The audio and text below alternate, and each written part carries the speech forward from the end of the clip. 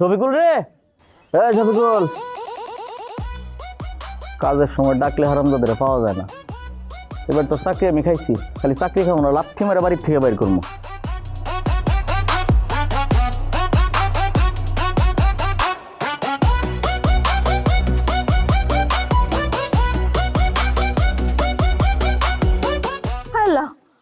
আপনি চেয়ারম্যান সাহেব?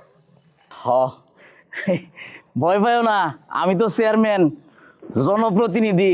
বিভিন্ন সময় বিভিন্ন মানুষের কাছাকাছি যাইতে হয়। মানুষের কাছাকাছি যাইতে হয় দেখে আপনি আমার সেলফির ভিতরে ঢুকবেন? এগুলা কিন্তু ভালো না চেয়ারম্যান সাহেব। এই ভুল বুঝো না, চেয়ারম্যানের বাইরেও কিন্তু আমার একটা পরিচয় আছে। আমি মানুষ।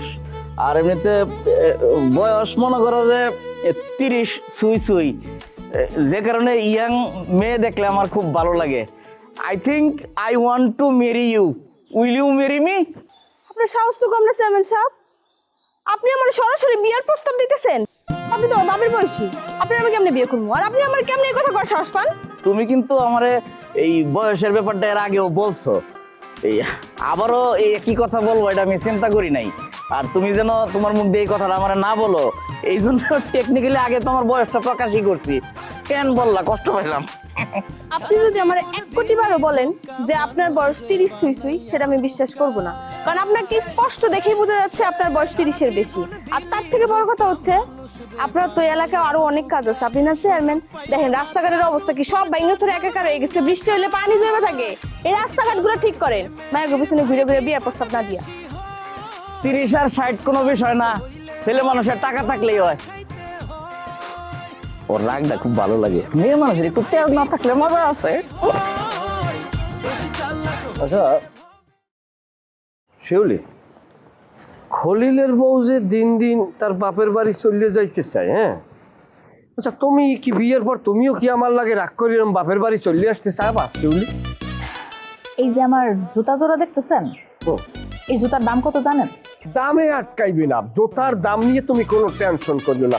জুতা কেন, লিপস্টিক চ্যাপস্টিক যা লাগে আমি সব দিব, কোনো সমস্যা নেই। তবে লিপস্টিকটা একটু বেশি দামের দেবা, কারণ বেশি দামের লিপস্টিক দীর্ঘস্থায়ী হয় বেশি।